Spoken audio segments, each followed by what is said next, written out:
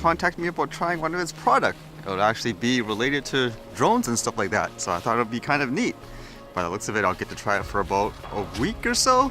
It's not brand new, it's been out there for a while, but I've never actually tried it, so it'll be kind of neat just to see how it's like. Might be fun for you guys too, so while I have it, you guys can give me suggestions and stuff, how you'd like me to test it potentially, just to see how it is. First time for everything, I guess. We need to try some new stuff, and I actually might be able to try an autonomous vehicle this month if everything works out. I don't think it'll be crazy extravagant or anything, but it'll be kind of fun to try out. And I read this today, it says Amazon Sequoia invests in self-driving car startup Aurora. It says Aurora, the buzzy startup founded by the early pioneers of self-driving car technology who led programs at Google, Tesla, and Uber, has raised more than $530 million.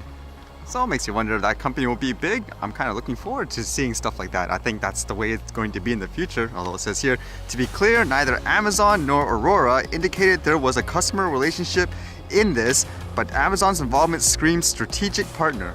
I actually know a friend who is really interested in self-driving cars, like pretty much take over the road, because his vision of it isn't so much about somebody buying a car like you think of it nowadays. It's more about every single car on the road, it's going to be all automated, so whenever you want a vehicle, just call it up on your phone or something like that, take it, and that's it, so no one will have to own anything. Would people actually like that, or would people prefer it kind of like the way it is now? You own your own vehicle as opposed to sharing a vehicle everywhere. And I guess it's just the news of the autonomous vehicles, or I guess in this case, flying drones now. This one says, this home security drone will help you tell possums from prowlers. Homeowners could start protecting their property with Sunflower Labs drones in 2020.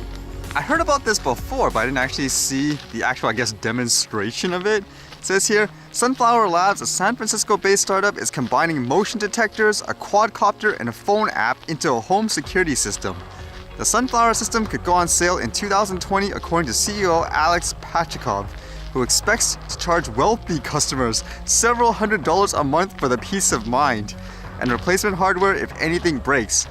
For comparison, premium security systems can cost more than $100 a month, and Sunflower says that 6 camera systems can cost up to $300 per month. Interesting how they say the quote wealthy people, since this isn't meant just for the everyday average individual. I was even joking many times, putting stuff like this is probably illegal. Fly your drone in your property, oh, you're too close to the people, the vehicles and stuff like that, like with the regulations here. But it says here, plenty of challenges. Getting Sunflower's quadcopters in the air won't be without its challenges. Airspace is heavily regulated, and a waiver from the Federal Aviation Administration is necessary to fly a drone at night or beyond your own line of sight. If you're near an airport, you'll need to jump through more hoops. I mean, that's true in many ways. Wouldn't this product be really dependent on what the regulations and stuff are, like in a certain area, despite the fact that you're flying in your own property and stuff like that? It just seems like you can't really use this. Although this quote to me is like one of those odd double standards in the world. It says, Sunflower and its competitors will also face concerns from society at large. Is a mail carrier going to be happy when a quadcopter swoops by? And how about the neighbors who don't want the noise or privacy intrusion? Because to my understanding with the way this drone works, it's just flying within your own property. Like in terms of things like privacy intrusion, what's the difference between somebody having like those cameras in their house that record like same thing like mailmans and stuff? I mean, here, there's been tons of stories where those cameras caught people stealing packages from others, or mail carriers just chucking the package. I mean, there's already cameras and stuff everywhere in people's homes, so what's the difference in this case? Like, if anything, you could probably just argue about the noise, because imagine this thing flying non-stop, but if it sounds like a lawnmower or a weed whacker non-stop, then I could see, people saying, shut that thing up. But in terms of privacy and stuff, I mean, there's cameras in people's homes already nowadays.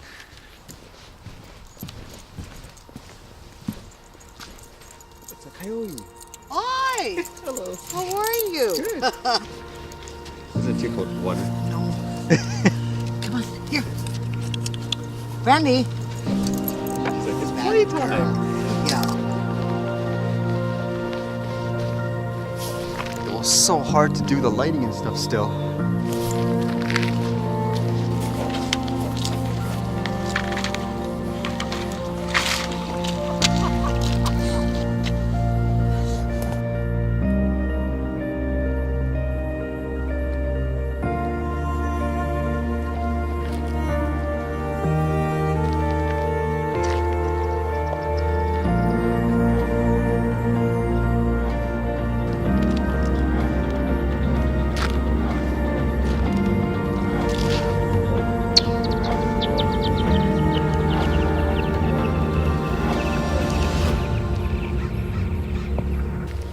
The cold killed the batteries so fast. I think I got some interesting shots though. Still a challenge with the ice and stuff.